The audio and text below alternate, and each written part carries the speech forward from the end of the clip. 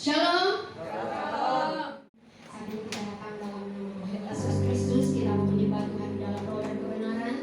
Kita mau di sini memberikan hati kita buat Tuhan, pikiran kita buat Tuhan, tapi bukan buat manusia. Apapun yang kita lakukan semuanya buat Tuhan dan untuk hormat kemuliaan bagi nama-Nya.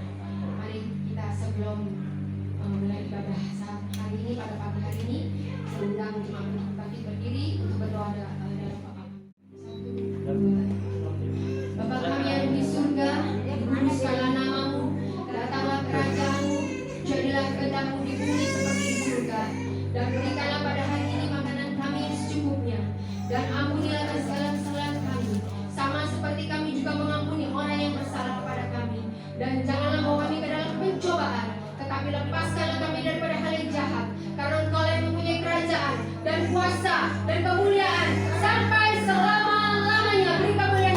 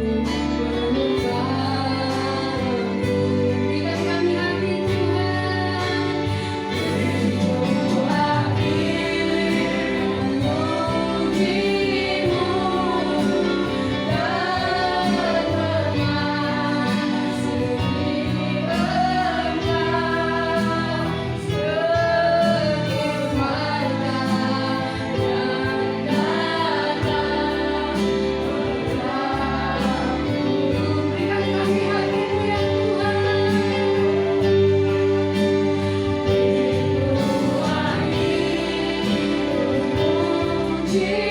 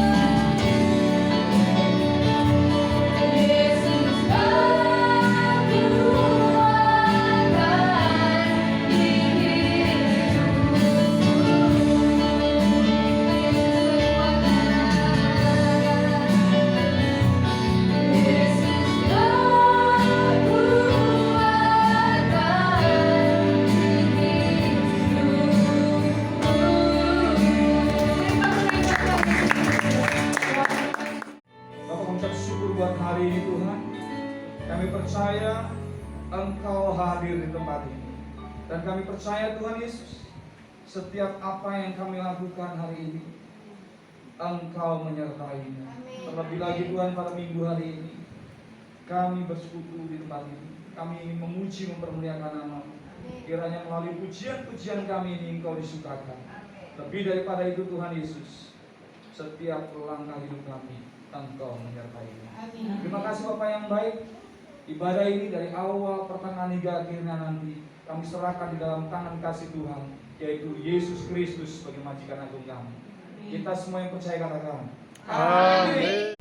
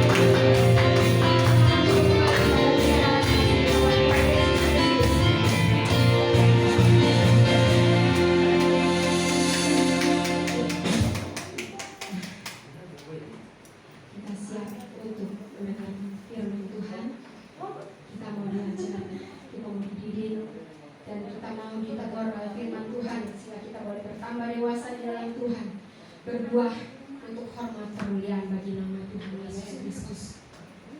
Yuk kita siapkan hati kita. Mari kita angkat satu pujian. Menyatakan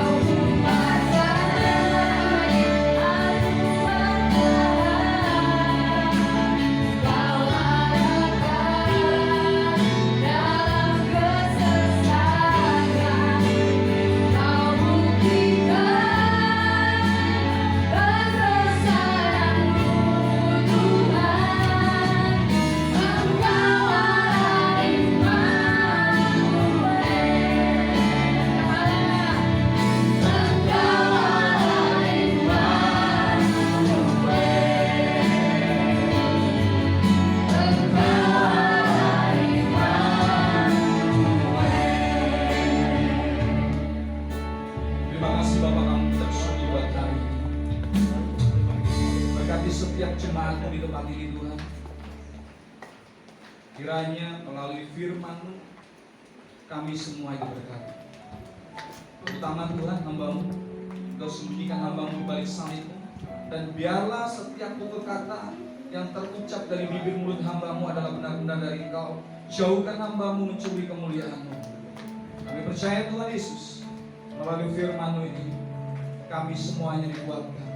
Kami mendapatkan pewahyuan, dan bahkan lebih daripada itu Tuhan Yesus, kehidupan kami Engkau berkati. Terima kasih Bapak yang baik, ucap syukur, dan kami siap mendengarkan firman-Mu. Hanya di dalam nama Tuhan Yesus Kristus yang siap mendengarkan firman, katakan amin. Silakan duduk Bapak Ibu.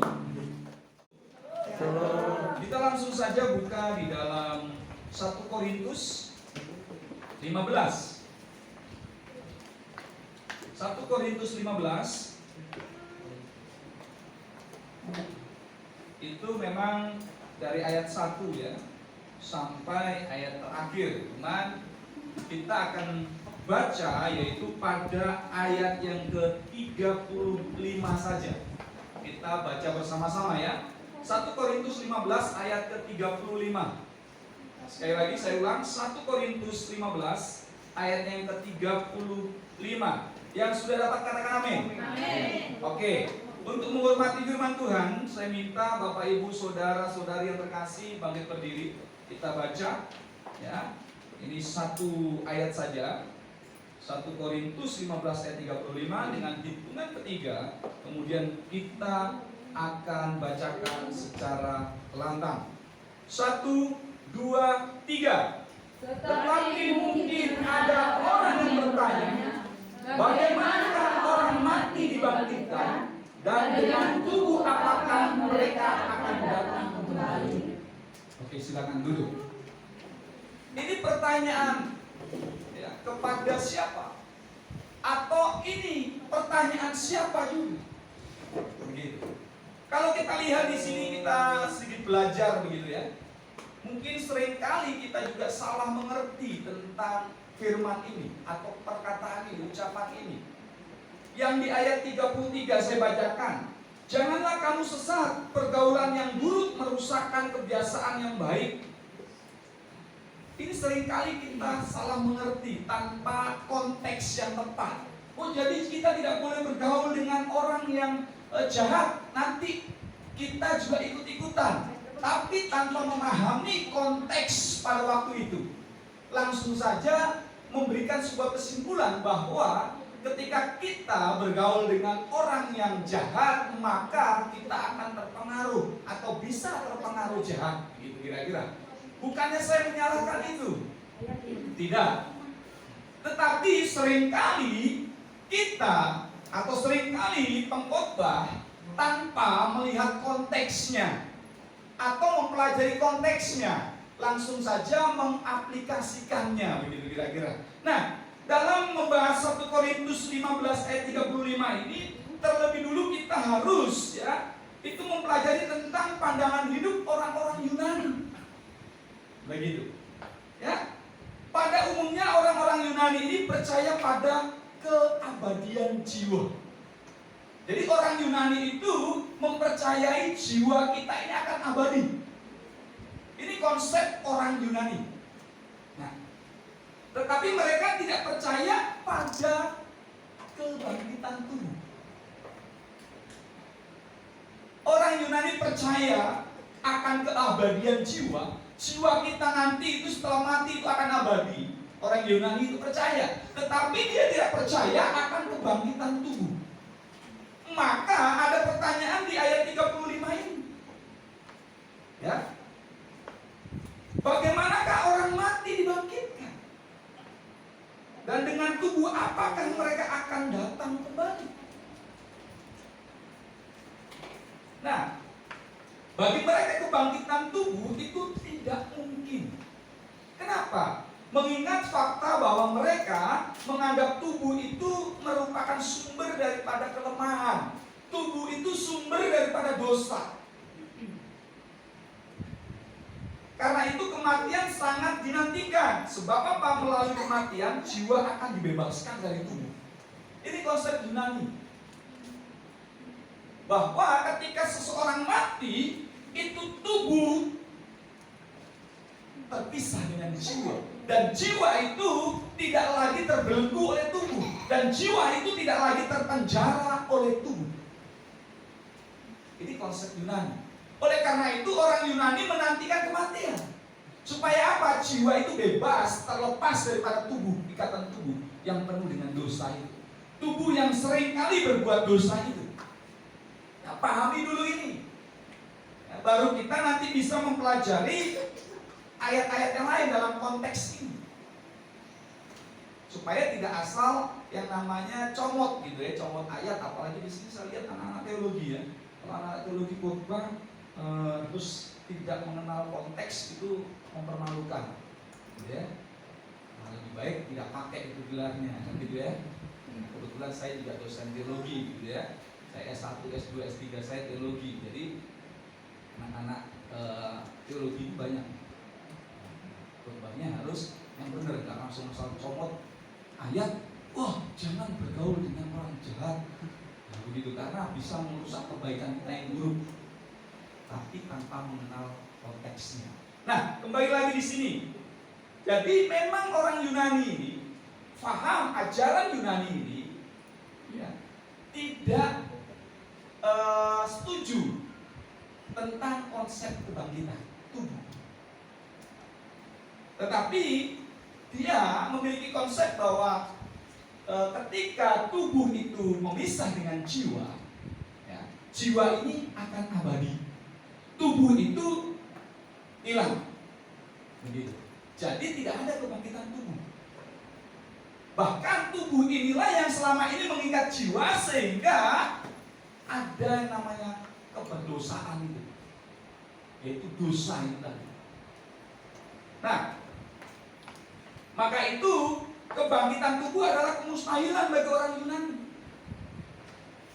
Jika tubuhnya hancur menjadi debu, lantas apakah orang yang mati akan bangkit menjadi debu? Demikianlah itu dahli orang Korintus yang terpengaruh oleh ajaran Yunani menyikapi soal kebangkitan tubuh. Nah, inilah yang disebut adalah skeptis ya, atau skeptisisme ya, yang dijumpai oleh Rasul Paulus dalam hal ini di Athena. Nah, kalau kita lihat ya, kita bandingkan ya, Kisah Para Rasul. Nah, boleh dibuka Kisah Para Rasul yang bawa Alkitabnya, dibuka Kisah Para Rasul 17 ayatnya yang ke-31. Saya bacakan Kisah Para Rasul 17 ayat 31 sampai ayatnya yang ke-32. Karena ia telah menetapkan suatu hari pada waktu mana ia dengan adil akan menghakimi dunia oleh seorang yang telah ditentukannya sesudah ia memberikan kepada semua orang suatu bukti tentang hal itu dengan membangkitkan dia dari antara orang mati. Ketika mereka mendengar tentang kebangkitan orang mati, maka ada yang mengejek dan yang lain berkata, lain kali saja kami mendengar engkau berbicara tentang hal itu. Justru ketika bicara tentang kebangkitan, malah justru ada orang yang mengejek. Nah, menjawab pertanyaan orang-orang pintar yang kita lihat tadi di dalam 1 Korintus 15 ayat yang ke-35, di situ ini bukan orang-orang bodoh mereka ini. Mereka ini orang-orang pintar, orang-orang yang belajar firman, orang-orang yang belajar tentang kebenaran firman. Nah, oleh karena itu menjawab pertanyaan orang-orang pintar itu, Paulus justru menggunakan ilustrasi yang teramat sangat sederhana. Ya, oh dia mau ikut khotbah.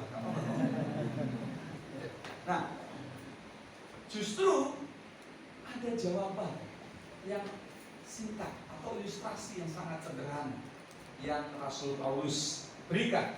Paulus menggunakan gambaran tentang benih yang ditanam. Bahwa benih yang ditaburkan tidak akan tumbuh jika tidak terlebih dahulu mati. Kalau Bapak Ibu perhatikan, ketika seseorang mau menanam begitu, benih itu harus dimatikan dulu. Dijemur, dikeringkan, benar-benar mati.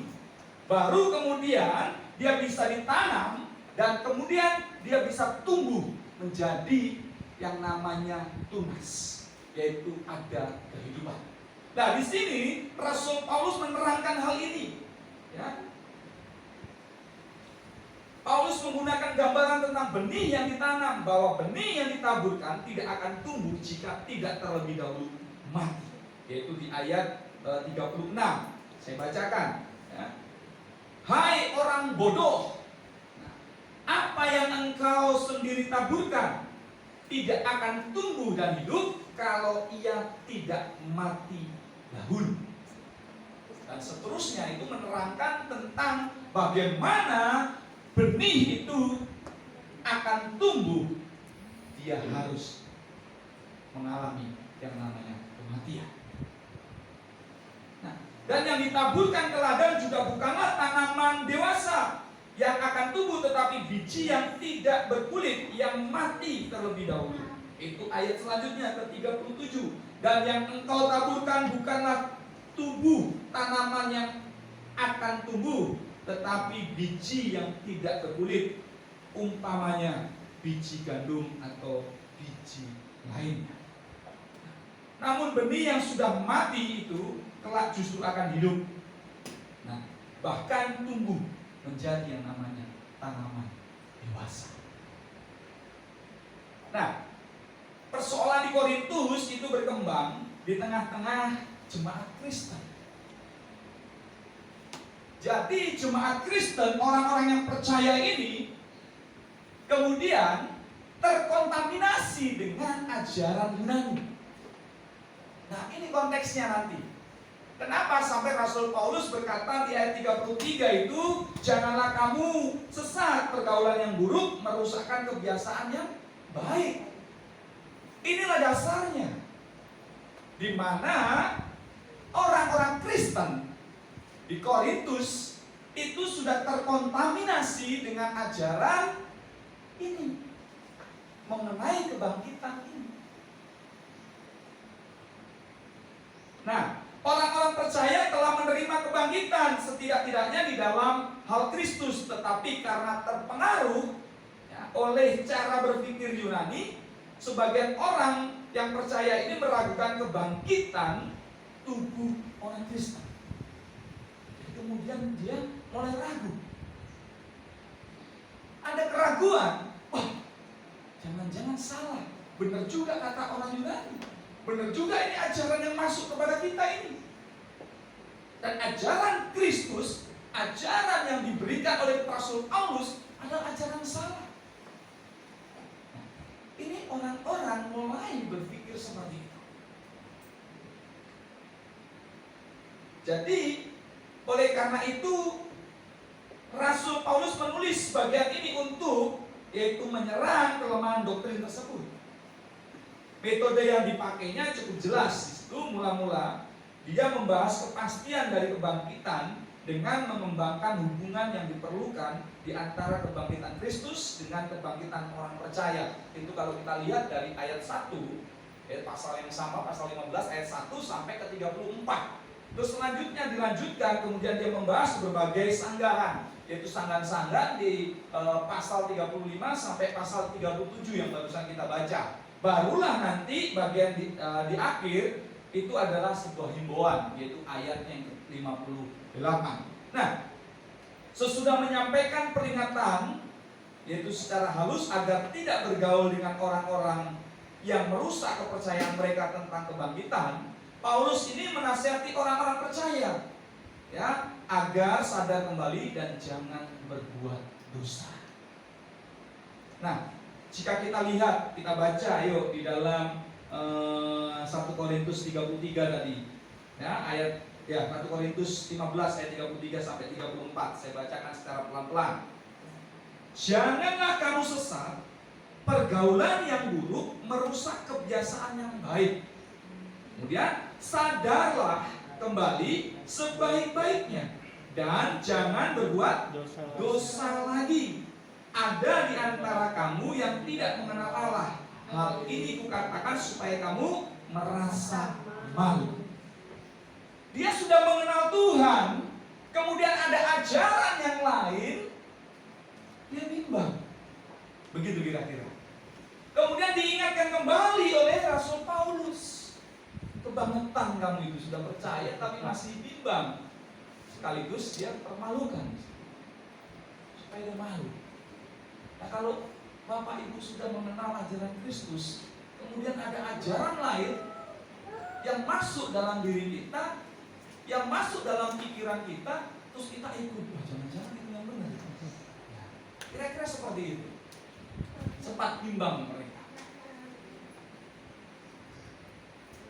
Kalau kita belajar filsafat begitu, Plato itu mengatakan bahwa manusia itu terdiri dari jiwa dan tubuh. Kalau Aristoteles mengatakan jiwa dan tubuh itu tidak bisa dipisahkan karena dia satu kesatuan.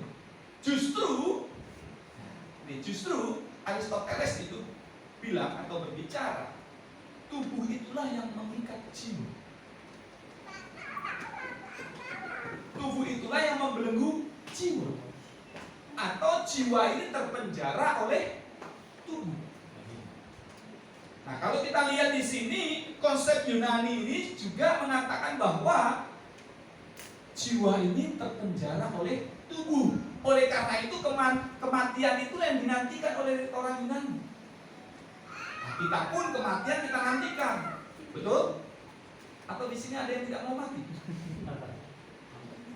Justru kematian itu bukan hal yang menakutkan. Kematian itu adalah proses di mana kita akan berjumpa dengan siapa? Juru selamat kita, Yesus. Oleh karenanya tubuh kita yang fana ini itu nanti akan dibangkitkan menjadi tubuh kemuliaan yang tidak lagi fana. Begitu kira-kira ya. Nanti akan saya jelaskan perlahan-lahan. Ya. Nah,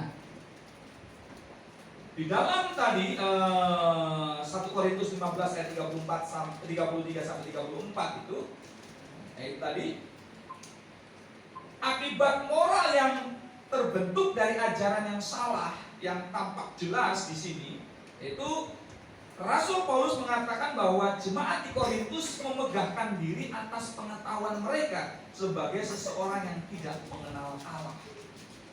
Padahal mereka itu mengenal Allah. Tetapi kenapa mereka bisa berpikir seperti itu? Seolah-olah adalah orang yang tidak mengenal Allah.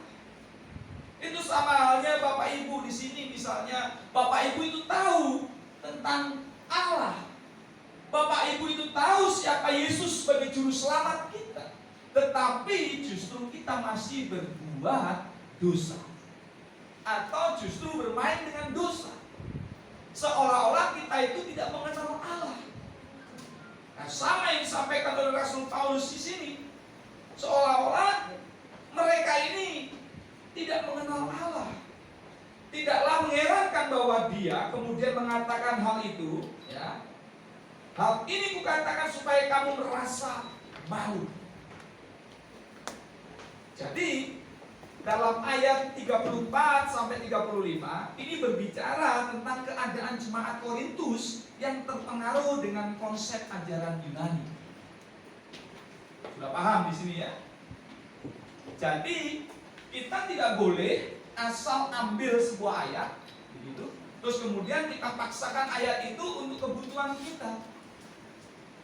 Saya tidak menyalahkan ketika seseorang mengambil ayat 1 Korintus 15 ayat 33 ini, terus kemudian mereka bilang, oh iya, ini benar dikata di firman Tuhan dikatakan bahwa di ayat 33 kebiasaan ini, pergaulan yang buruk itu merusak kebiasaan yang baik.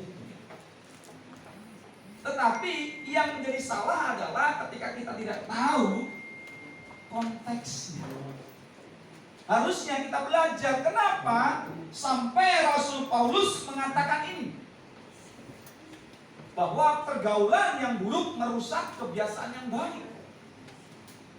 Itu konteksnya di mana jemaat Korintus, orang percaya ini, dia menerima ajaran dari Paulus, kemudian ketika ada ajaran Yunani masuk dalam dirinya, dia bimbang. Dia bimbang. Utamanya ajaran tentang apa? Tentang kebangkitan tubuh. Nah, sesuai dengan yang tadi saya jabarkan tadi. Nah, sehingga ayat ini muncul. Sehingga Rasul Paulus berbicara pergaulan yang buruk merusak kebiasaan yang baik. Nah, kembali lagi. Bagaimanakah tubuh yang sudah mati dan kemudian tentunya dikubur dia membusuk, kemudian menjadi tanah, itu dapat dibangkitkan kembali? Sesuai dengan pertanyaan di ayat 35 tadi. Yang bertanya bukan orang-orang biasa. Yang bertanya adalah orang-orang pintar di sini. Orang-orang yang mengenal ajaran, yang mengenal Taurat, yang mengenal Injil. Kira-kira seperti itu. Karena ini hidup di zaman Rasul Paulus. Yang mengenal kebenaran, yang tahu akan kebenaran. Apakah tubuh orang-orang yang mati karena kecelakaan, perang, atau bencana alam juga dapat dibangkitkan? Kira-kira tubuh seperti apa yang akan mereka miliki sesudah mereka dibangkitkan? Pertanyaan-pertanyaan ini bukan hanya diajukan oleh orang-orang yang tidak percaya terhadap kebangkitan seperti orang Yunani, tetapi juga menjadi pergumulan jemaat di Korintus. Karena jemaat Korintus ini adalah orang yang percaya, orang yang mengikut Kristus. Dia juga mengikuti ajaran daripada Rasul Paulus, tetapi dia pun mempertanyakan itu, sempat goyah. Wah, jangan-jangan benar ini Yunani, ajaran Yunani, bahwa yang dibangkitkan itu bukan tubuh. Wah, benar jangan-jangan orang Yunani, bahwa yang kekal itu adalah jiwa. Begitu. Nah, jadi di sini Rasul Paulus menanggapi pertanyaan ini dengan mengatakan bahwa orang-orang di Korintus yang tidak percaya terhadap kebangkitan itu adalah orang-orang bodoh. Disebut di sini. Di ayat yang 36 tadi. Hai kamu orang-orang yang bodoh. Mengapa Rasul Paulus menyebut mereka bodoh? Mereka bodoh karena kebangkitan tubuh sebenarnya sangat alamiah. Sesuatu yang dapat dimengerti bila seseorang mau memperhatikan dan merenungkan alam ciptaan Tuhan. Begitu, ini yang diterangkan oleh Rasul Paulus. Rasul Paulus menjelaskan bahwa kematian atau tubuh yang mati membusuk lalu menjadi tanah. Ini merupakan sesuatu yang bersifat alamiah. Semuanya pasti seperti itu. Kemudian bukan akhir segala-galanya, melainkan awal menuju kehidupan yang baru. Alam juga demikian. Benih yang ditanam harus lebih mati dahulu. Seperti yang diterangkan oleh Rasul Paulus, bahwa benih itu ketika dia mau bertumbuh, dia harus mati. Baru bisa menghasilkan tanaman yang hidup. Kematian tubuh yang lama, yaitu tubuh duniawi, akan menghasilkan kehidupan dengan tubuh yang baru, yaitu tubuh surgawi. Jadi tubuh kita ini mati binasa. Tubuh ini mati. Kemudian setelah mengalami kematian, nanti akan dibangkitkan dengan tubuh yang baru, yaitu tubuh surgawi. Yaitu tubuh yang sesuai dengan kehendak Allah. Itu pasal ke-38 saya bacakan. Tetapi Allah memberikan kepadanya sesuatu tubuh seperti yang dikehendakinya. Ia memberikan kepada tiap-tiap biji tubuhnya sendiri. Tiap-tiap biji pun memiliki tubuhnya sendiri. Begitu luar biasanya Allah.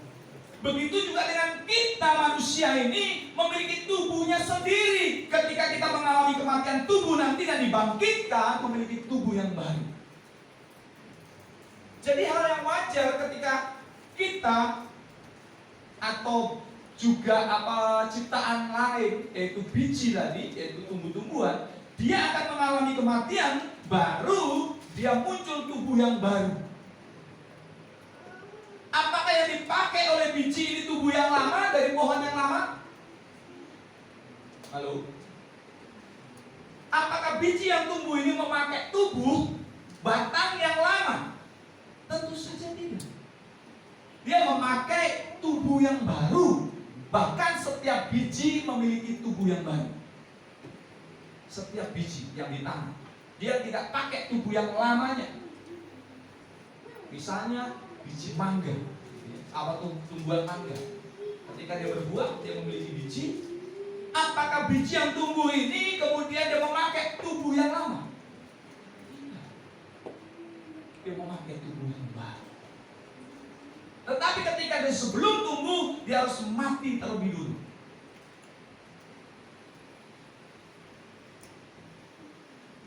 Demikianlah kita juga. Ketika kita mengalami kebangkitan tubuh ini. Tubuh surgawi berbeda dengan tubuh duniawi. Tubuh surgawi ini merupakan tubuh yang mulia. Namun hal ini tidak berarti bahwa tubuh duniawi itu diciptakan Tuhan itu tidak mulia. Bukan seperti itu. Melainkan bahwa kemuliaannya berbeda. Bila dibandingkan dengan kemuliaan tubuh surgawi. Kita coba lihat di dalam 1 Korintus tadi, di 1 Korintus 15 tadi, ya, ayatnya yang ke-40 dan 41 saya bacakan. Nah, ada tubuh surgawi dan ada tubuh duniawi. Tetapi kemuliaan tubuh surgawi lain daripada kemuliaan tubuh duniawi. Jadi jelas bahwa ada kebangkitan tubuh, tetapi tubuh yang mana? Bukan tubuh yang sudah busuk tadi. Ada tubuh yang baru, seperti biji tadi itu ketika dia mengalami pertumbuhan, setelah mati tadi bertumbuh, dia tidak pakai tubuh yang lama, dia tubuh yang baru. Demikian dengan kita, ketika kita mati, mau matinya cara apapun itu tidak jadi masalah. Kita beda konsep dengan orang seberang, karena masih memakai tubuh yang lama ketika nanti bangkit. Katanya seperti itu. Bahkan bagian tertentu harus dilindungi, karena ada fungsinya nanti di kehidupan yang akan datang. Katanya seperti itu. Itu menyambut banyak yang disambut. Kita beda dengan konsep itu. Kita itu memang mengalami kebangkitan kembali. Kebangkitan kembali, kita tidak lagi pakai tubuh ini, tapi tubuh yang baru. Tubuh yang baru seperti apa? Tubuh surgawi seperti apa? Kita mati dulu baru kita tahu. Jadi jangan sok tahu. Kalau firman Tuhan tidak mengatakan, jangan dikatakan. Di sini firman Tuhan katakan yang penting adalah tubuh lama kita itu tidak kita pakai lagi, tetapi kita akan memakai tubuh yang baru. Karena di sini dikatakan di ayat 40 tadi dan 41, saya bacakan kembali, ya. Ada tubuh surgawi dan ada tubuh duniawi, tetapi kemuliaan tubuh surgawi lain daripada kemuliaan tubuh duniawi. Kemuliaan matahari lain daripada kemuliaan bulan, dan kemuliaan bulan lain daripada kemuliaan bintang-bintang, dan kemuliaan bintang yang satu berbeda dengan kemuliaan bintang yang lain. Jadi memang jelas berbeda. Gitu. Tapi ada kebangkitan tubuh? Ada. Pertanyaannya pakai tubuh yang mana? Bukan tubuh yang lama. Yaitu memakai tubuh kemuliaan. Seperti apa tubuh kemuliaan itu? Nah, itu jangan sok tahu. Seperti itu. Kita memakai tubuh kemuliaan. Nanti kalau dalam membedah firman kemudian saya dapatkan, saya akan sharingkan juga. Tapi intinya bahwa ada kebangkitan tubuh. Tidak sama seperti konsep orang Yunani bahwa tidak mempercayai kebangkitan tubuh. Dia mempercayai jiwa itu akan kekal, tetapi jiwa yang kekal. Nah, jiwa pakai apa? Tidak pakai tubuh, hanya jiwa yang kekal. Tetapi konsep daripada Rasul Paulus bukan seperti itu. Konsep Rasul Paulus bahwa ada kebangkitan tubuh, yaitu memakai tubuh kemuliaan. Jika manusia mampu, yaitu namanya mengkloning atau menggandakan makhluk hidup yang serupa dari sel-sel atau dari sebuah sel, satu sel saja, ya, lebih-lebih Allah kita. Kadang kita itu terlalu jauh berpikir. Manusia saja lagi berproses, lagi memikirkan bagaimana menciptakan manusia dari sel. Masa Allah yang luar biasa Anda pertanyakan? Ini manusia saja berpikir bagaimana mengkloning. Meskipun ya, ada beberapa kali gagal begitu, tapi sempat hidup. Saya belum lagi tahu perkembangannya. Bahkan manusia mau dikloning. Kalau manusia dikloning kan luar biasa ya. Dan hari-hari ini ilmu kesehatan, kedokteran itu lagi berbicara tentang bagaimana manusia bisa hidup selamanya di dunia. Oh, keren. Gak akan mati, keren. Tapi kalau saya nggak mau, nggak keren. Karena janji firman Tuhan, ketika kita mati nanti, kita akan mendapatkan tubuh yang mulia. Nah, saya mau dapat tubuh yang mulia itu. Kalau tubuh di dunia ini, walaupun kita tidak akan mati, tetapi mengalami, maaf kata, kekeriputan begitu ya. Nah, kalau 100 tahun saja sudah keriput begitu, gimana 1000 tahun? Saya nggak bisa bayangin gitu ya. Begitu mengerikannya manusia itu nanti kan begitu ya. Terus penduduk di sini nih banyak banget gitu ya. Tapi wajahnya mengerikan semuanya. Karena apa? 1000 tahun bayangin Bapak Ibu. Saya nggak bisa bayangin 1000 tahun seperti apa. Nenek saya itu 118, itu sudah begitu keriputnya begitu ya. Itu kalau seperti ini, seperti pernah makan permen karet, wah itu ditarik molor ke kanan terus, kira-kira. Mungkin kalau ditarik bisa semeter gitu. Bercanda. Nah, gimana dengan 1000 tahun atau bahkan selamanya di dunia nggak akan mati? Tapi ini lagi diperjuangkan. Coba Bapak Ibu yang belajar tentang konsep ini, ya pelajari di Google gitu. Ini lagi diperjuangkan. Kalau Bapak Ibu yang mau hidup selamanya, ikutin prosesnya ini. Kalau mau siapa? Kalau mau ikutin prosesnya, nah, atau membantu menemukannya gitu ya. Untuk menemukannya. Nah, kalau sudah dapat, nah kemudian praktekkan pada diri Anda. Kalau saya tidak mau ya. Kalau memang waktunya Tuhan panggil, silakan. Kalau memang kita masih Tuhan ingin di dunia ini dan melakukan pekerjaannya, puji Tuhan. Kira-kira seperti itu. Jadi kembali, jika manusia ini tadi ya dapat menggandakan, mengkloning gitu, ya kita harusnya tidak punya pikiran meragukan Tuhan. Manusia saja bisa. Gitu. Nah, jadi kita memiliki Allah yang luar biasa yang menciptakan langit dan bumi ini, yang mampu menghidupkan kembali tubuh yang sudah mati, sebagaimana yang mampu memberi hidup yang baru untuk menggantikan benih yang mati tadi. Secara logika, benih yang sudah mati itu tidak akan hidup kembali karena dijemur, dikeringkan, mati seperti itu. Tapi justru dia mengalami sebuah kehidupan yang baru setelah sebuah kematian. Begitu juga dengan kita manusia. Tuhan mampu membangkitkan dan memberikan tubuh yang baru sebagai ganti tubuh yang sudah menjadi tanah setelah dikubur, yang setelah hancur, atau tubuh yang dikremasi dan abunya dibuang ke laut itu. Sebenarnya konsep kekristenan itu keren.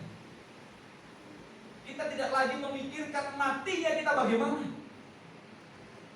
Harusnya kita juga tidak memikirkan siapa mati, bagaimana dia mati, terus kemudian dengan cara apa dia jasadnya ini dihilangkan. Meskipun masih kontroversi, wah nggak boleh itu dikremasi, begitu ya. Kalau saya itu tidak jadi masalah cara ya. Atau tubuh nanti akan hancur. Nah kalau dikremasi tidak boleh, bagaimana orang yang mati karena pesawat terbang hancur itu, yang hangus itu? Bagaimana yang tenggelam di laut dimakan oleh ikan-ikan itu? Kalau katanya punya prinsip, punya konsep bahwa yang mati nanti dibangkitkan oleh tubuhnya yang utuh, yaitu dikubur dengan utuh, enak aja. Yang dikubur utuh itu juga ada belatung yang memakannya. Memang dikubur dengan utuh, tetapi ada belatung yang menghancurkan. Oh kalau gitu kita awetkan, berarti yang diawetkan itulah nanti bisa dibangkitkan, begitu ya. Ada konsep gitu juga, makanya orang berlomba-lomba untuk mengawetkan dirinya. Tapi diawetkan juga kan cairan itu lama-kelamaan kan habis. Ketika cairan habis jadi hitam juga, terus keriput juga, dibangkitkan ngeri. Saya nggak mau dibangkitkan pakai tubuh itu. Bapak Ibu mau silahkan gitu ya. Saya tidak mau, saya mempercayai bahwa saya nanti dibangkitkan dengan tubuh yang baru, tubuh kemuliaan, di mana tubuh surgawi itu dipakaikan pada saya. Tentunya saya nggak bisa bayangin tubuh yang seperti apa itu. Pasti tubuh yang lebih indah daripada ini. Yang hari ini saya masih bisa rasa sakit, jerawatan dikit aja sudah bingung begitu ya. Nah, kayaknya tubuh kemuliaan nggak seperti itu lagi. Kita tak pikirin jerawatan. Jadi tenang aja Bapak Ibu, nggak usah makeup ya. Nah, gitu. Jadi produk-produk duniawi itu sudah nggak dipasarkan di sana. Karena tubuh kemuliaan tubuh yang indah memang bagi kita. Begitu. Dengan demikian melalui kebenaran ini kita tahu bahwa kehidupan tidak berakhir hanya dengan kematian. Jadi pas sudah mati selesai, tidak. Kalau memang kehidupan kita berakhir dengan kematian, jangankan Bapak Ibu, saya pun, jangankan orang dunia, saya pun akan puas-puaskan di dunia. Dan setelah mati udah hilang lenyap gitu saja. Saya kan puas-puaskan di dunia, hidup cuma sekali, ya sudah. Konsep orang, ada sebuah negara, saya nggak sebutkan ya, sebuah negara punya konsep hidup cuma sekali, ya udah senang-senang saja. Isinya pesta. Isinya pokoknya pesta terus pesta. Siapa ulang tahun jadi pestain, kira-kira. Kucingnya ulang tahun, mesti pesta. Nah. Tapi ngomong-ngomong ini juga ada di kita. Tapi ini beda yang budaya sana beda. Saya pernah ke sedikit ya, saya ambil waktu, saya pernah ke Manado gitu ya. Manado ini tiap hari ada pesta. Begitu. Iya. Itu kalau mau pemilihan apa itu lurah, pemilihan apa itu bisa berhari-hari. Walaupun setelah kalah gigit jari mungkin ya, tapi yang penting pesta pokoknya. Gubuk ini pesta, ya, 7 hari 7 malam. Ini juga pesta, begitu makan. Pokoknya makan-makan, seolah-olah duit gak ada habis-habisnya. Siapapun ulang tahun pesta, kira-kira gitu. Nah, termasuk kucing ulang tahun pesta, mungkin gitu ya, tapi enggak. Tapi memang pesta. Saya terkesan juga ketika Paskah. Ketika Paskah di Manado ini menarik. Itu seluruh jalan itu ada salib. Ada salib gitu ya. Ada salib, semuanya salib.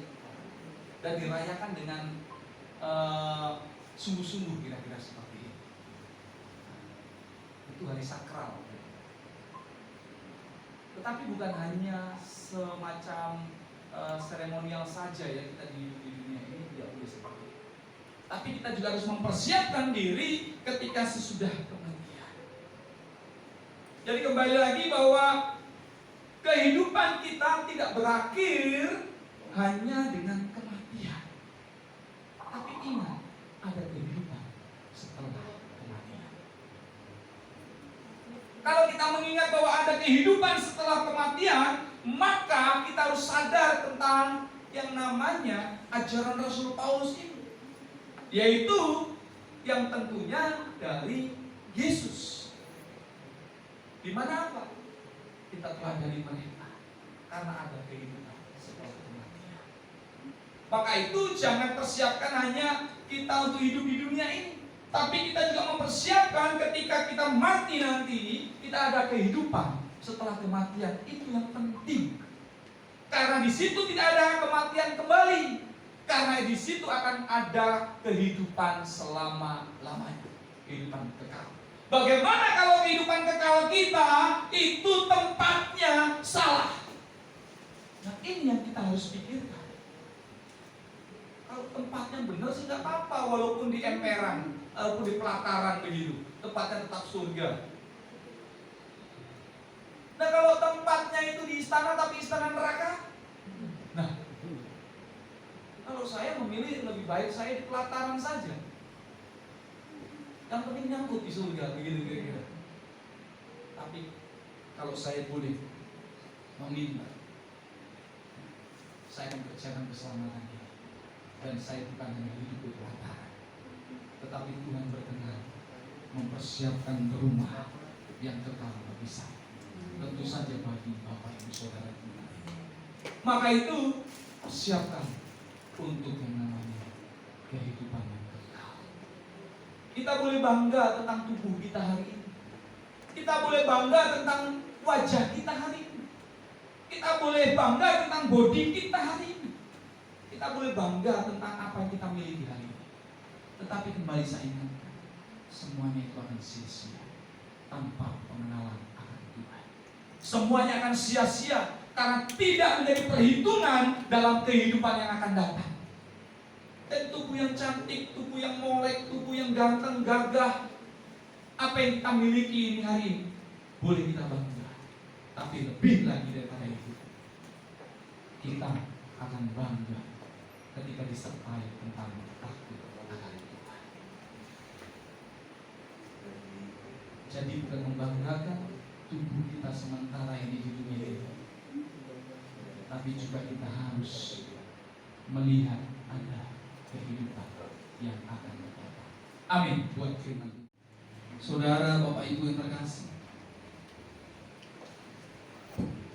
ketika kita dalam menjalani hidup ini, memang banyak sekali perkara, banyak sekali masalah. Tetapi ketika kita masih bergantung berharap pada Tuhan, Roh Kudus pasti menolong kita. Amin. Jangan pernah takut untuk melangkah. Jangan pernah takut untuk menghadapi masalah. Ingat, berserulah kepada Tuhan. Memintalah pertolongan kepada Roh Kudus. Jangan memakai akal pikiranmu sendiri, tetapi akal pikiranmu harus sejalan dengan kehendak Tuhan. Bukan berarti saya katakan kita tidak boleh memakai akal kita. Tetap akal itu harus dipakai. Tetapi ingat, harus sejalan dengan Kristus. Kembali lagi saya ingatkan, kita boleh bangga akan keadaan kita hari ini. Kita boleh bangga akan semua yang kita miliki hari ini, baik tubuh kita, ekonomi kita, keadaan kita semuanya. Tetapi ingat satu hal, semuanya akan sirna, semuanya akan hilang. Baik tubuh kita yang molek, tubuh kita yang cantik, tubuh kita yang gagah, tubuh kita yang ganteng.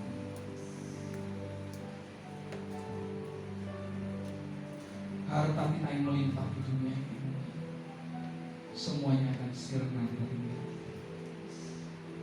Percuma semuanya ketika kita tidak mempersiapkan dalam kehidupan yang akan datang.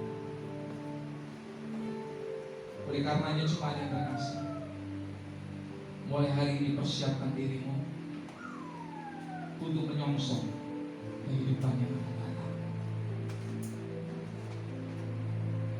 Dekat dengan Tuhan, dekati persekutuan dengan Tuhan. melakukan hal-hal yang seturut dengan firman Tuhan. Jadilah berkat dimanapun kita berada, baik melalui perkataan perbuatan kita. Saat ini saya mau berdoa buat jemaat di tempat ini. Di dalam nama Tuhan Yesus Kristus, Roh Kudus yang baik, bantu setiap jemaatmu di tempat ini Tuhan Yesus untuk lebih lagi mengenal Engkau, supaya setiap perjalanan hidup kami berkenan di hadapan-Mu. Roh Kudus, Engkau bantu setiap pribadi lepas pribadi di tempat ini untuk meninggalkan cara hidup yang lama, untuk meninggalkan segala sesuatu yang menimbulkan dosa. Roh Kudus, bantu ingatkan kami, jemaat yang terkasih, ketika kita masih diingatkan oleh Tuhan dalam suara hati kita untuk berbuat salah, kita menyesal, atau setelah melakukan perbuatan salah kita ada rasa penyesalan, masihlah bersyukur. Kita harus bersyukur bahwa Roh Kudus tetap mengingatkan kita. Tetapi kita juga harus mau berubah, mau berubah, mau berubah. Terima kasih Tuhan Yesus yang baik. Kami serahkan Tuhan jemaat-Mu di tempat ini dalam tangan kasih Tuhan. Dan biarlah dalam menjalani hidup-hidup kami, hari-hari hidup kami, Roh Kudus menyertai kami. Terima kasih Bapak yang baik. Mengucap syukur hanya di dalam nama-Mu kami serahkan semua. Haleluya. Yang percaya katakan amin.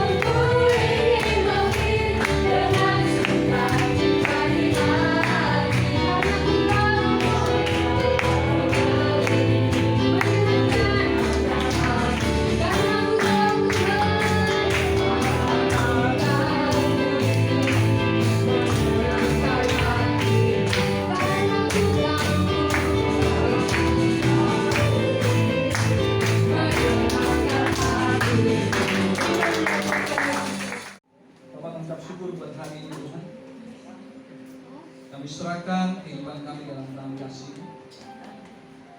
Yang berdoa buat bangsa kami Indonesia tercinta ini Tuhan Yesus. Kami berdoa mulai daripada pemimpin kami Bapak Presiden Joko Widodo serta jajarannya, Kau berkati mereka. Setiap pengambilan keputusan Tuhan kiranya turut campur tangan. Kami juga berdoa buat pemimpin-pemimpin di daerah Tuhan Yesus sampai kepada RT RW juga kiranya Tuhan memberkati. Begitu juga dengan tim medis dalam proses vaksinasi, kiranya bisa berjalan dengan baik, cepat untuk mengatasi yang namanya pandemi. Kami serahkan semua dalam tangan kasih Tuhan. Kami berdoa buat jemaat-Mu yang pada bulan ini ulang tahun, kiranya Tuhan memberkati. Berikan hikmat lebih lagi, lebih daripada itu Tuhan Yesus, kasih, cinta dan pengenalan akan Tuhan Kau taruhkan kepada setiap pribadi termasuk kami. Karena bertambah satu usia ini juga bertambah kedewasaan dalam mengenal akan Tuhan. Kami juga berdoa buat setiap pelayan-pelayan-Mu yang sudah ambil bagian, kiranya Tuhan juga memberkati mereka melalui talenta-talenta mereka ini. Juga berdoa buat Ibu Linda Tarore serta tim yang pelayanan, kiranya Tuhan Tuhan juga memberkati di dalam nama Tuhan Yesus Kristus. Dan saat ini jemaat yang terkasih, saya minta bangkit berdiri dan angkat kedua tanganmu sebagai kerinduanmu untuk menerima berkat anugerah dari Bapa kita yaitu Tuhan Yesus Kristus. Diberkatilah engkau keluar masuk rumah. Diberkatilah engkau dalam setiap usaha pekerjaanmu. Kemana kakimu melangkah, Tuhan selalu sertai. Apapun yang dilakukan oleh tanganmu, Tuhan buat berhasil dan semuanya untuk kemuliaan nama Tuhan. Dan sekarang jemaat Tuhan yang terkasih, pulanglah dalam damai sejahtera Allah, yaitu dalam kasih Kristus Yesus menyertai kita sekalian. Di dalam nama Tuhan Yesus Kristus, jemaat Tuhan yang percaya katakan, amin.